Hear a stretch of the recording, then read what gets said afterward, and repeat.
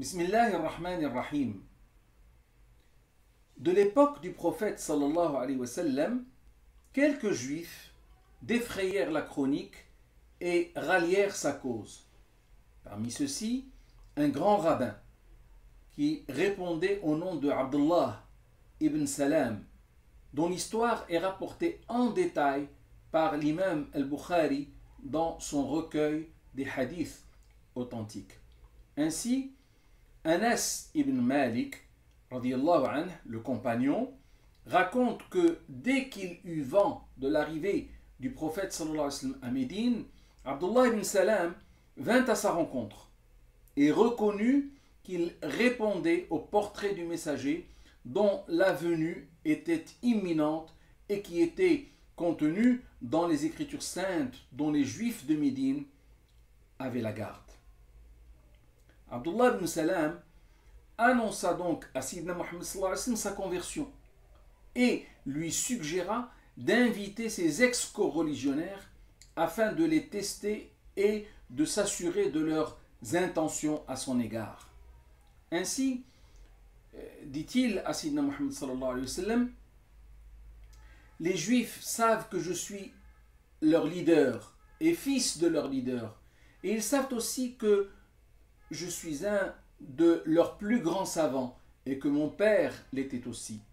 Invite-les donc et demande-leur qui suis-je à leurs yeux, avant bien sûr qu'ils ne sachent que je me suis converti, car s'ils ont vent du sujet, ils m'accuseront de ce dont je suis innocent.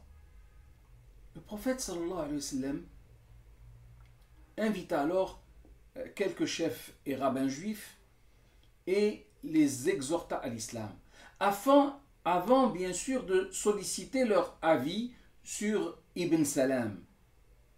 Ils répondirent tous en chœur et en éloge qu'il était un leader à leurs yeux, de surcroît un grand érudit. Le prophète sallallahu alayhi wa sallam demanda alors quelle serait leur réaction si jamais Abdullah ibn Salam ralliait la cause de l'islam. Et ils rétorquèrent que jamais ils ne pourraient faire une telle chose, confirmant par 3 fois leur réponse. Le prophète sallallahu alayhi wa sallam demanda alors à Ibn Salam, qui était resté dans l'antichambre, à venir les rejoindre.